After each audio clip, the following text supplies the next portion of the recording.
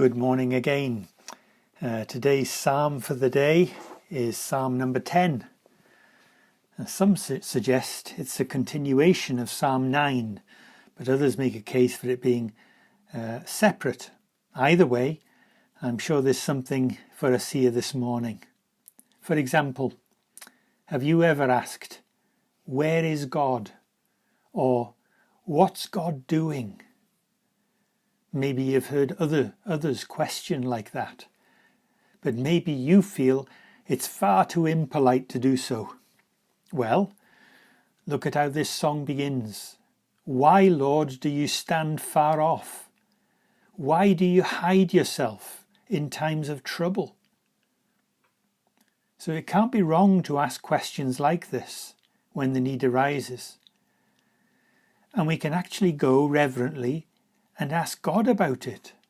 Lord, where are you in all this? Why don't you show yourself? Now, it's not a pandemic that causes this question in this case, nor a natural disaster. So what is it? Well, firstly, it's arrogance and pride. The psalmist writes about the wicked. He boasts about the cravings of his heart. He blesses the greedy and reviles the Lord. In his pride, the wicked man doesn't seek him. In all his thoughts, there's no room for God. His ways are always prosperous.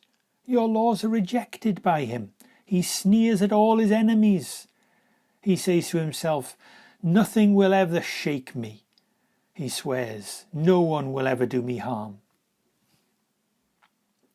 It's quite a popular theme in the Psalms. Why is it that people who have no thought of God seem to be getting on very well? Maybe you can think of people like that. But then there's also the abuse of power.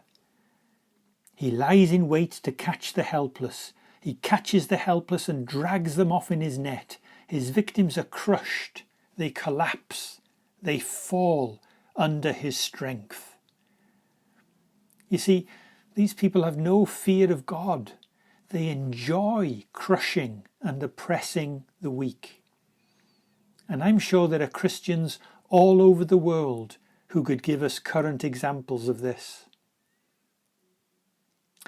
Now, if we know the Lord and if we belong to him, illustrations of this kind of pride and oppression should bother us and move us to pray. Arise, Lord, lift up your hand. Don't forget the helpless.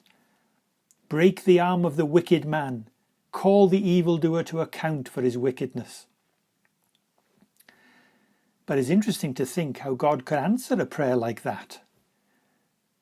Could God use a pandemic, for example, to humble the proud, who maybe a few months ago were saying, "No one will ever shake me," and frustrate the oppressors who were saying, "God will never notice"?